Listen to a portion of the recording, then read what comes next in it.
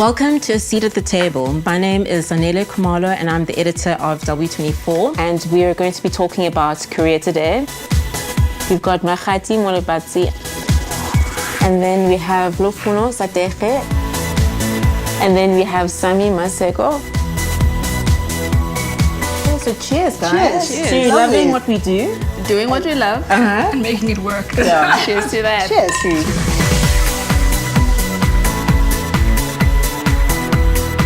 This is a very broad topic, career. Yeah, and about productivity, about gender roles, a little bit of money, office politics, all of that stuff. Does anybody have an experience they'd like to start off with? I'll say office politics. Yeah. It no longer exists in my life and I'm so happy.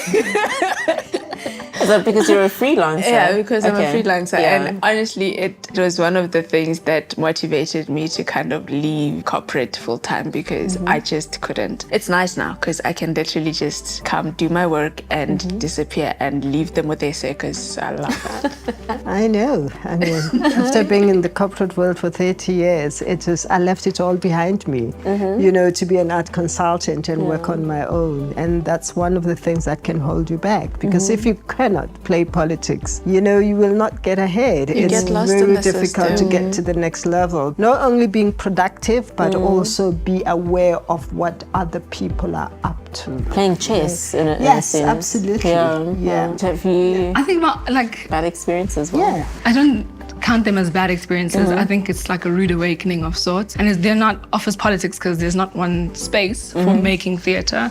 There's outside spaces and transgressive arts, and then there's just the theatre making space or going to an audition for film and television. And I think the politics then are one of the politics of understanding what social media is, what following means. I remember walking into an audition last year, and the first thing I was asked is, so how many followers do you have? It's like, so never mind the fact that I have talent and that I have studied and that I have, you know, these qualifications.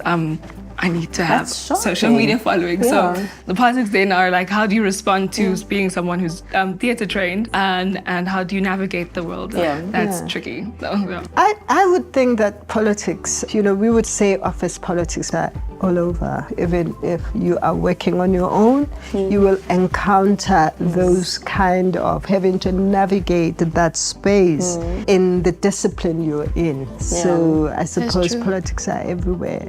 Because you have to work with some people It's anyway. true. It's true. It's just It is. I've adopted the motto, not my circus, not my monkey. So I only participate when necessary. And I remove myself if it doesn't involve me directly, because then you get dragged into that whole thing and everybody feels like they can have a finger in how you then navigate your work and your space. So literally when the circus comes to town, I pick a trick and I stick to the trick and I'm out when I'm done. Yeah. what about the idea of networking? I think in my industry, the networking would be going to a store opening launch, to Fashion Week, to being with other stylists, and there's lots of opportunities for that. But hanging out with the guys at the production house just doesn't make sense for me at all. And networking for you? You know, you network continuously. It's relationship building and how you maintain those relationships and what do those relationships bring to what you're doing, you know, because you have to be very, very selective in that way as well. You know, I mean, at the beginning you would think that you have to be at every function, every event, but then eventually you realize that you've just amassed this whole lot of people that really, you know, you have to be very selective in where you go and how do you interact with the people wherever you get to. So, but it is absolutely necessary. Yeah. Do you enjoy it? Yes and no. Sometimes it feels a bit strained. I don't understand this, like walking around with your resume, like, hello, my name is Sami and this is what I do. And I don't know how to affect people to be like, I should really call her back for something. I think you need to arrive as self, be authentic, and also be polite and respectful. And more than that, I think it gets a bit tricky because sometimes I can gain something from shadowing you, but also I don't know, like, if it's not intrusive. And if you're here just to relax, really, you are just here to enjoy the company. When is it right? I think timing is something I need to learn.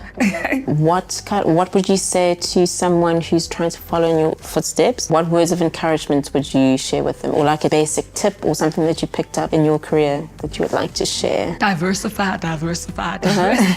Put in as much as you can. I mean, the effort and commitment. Yes. And, you know, I've always said to other people, you know, I remember I had a friend who went into a job and I said to her, you know, complaining about the salary, you know, and I'm like, go in, you know, for the next 3 years, try to learn, because it's a new area. You know, it's a new area for you. Go in and treat it as a launch pad. Yes, a launch pad, and just go in and learn. And from that, and use that, as you say, as a launch pad. I would say commitment, diversify, find something that you love.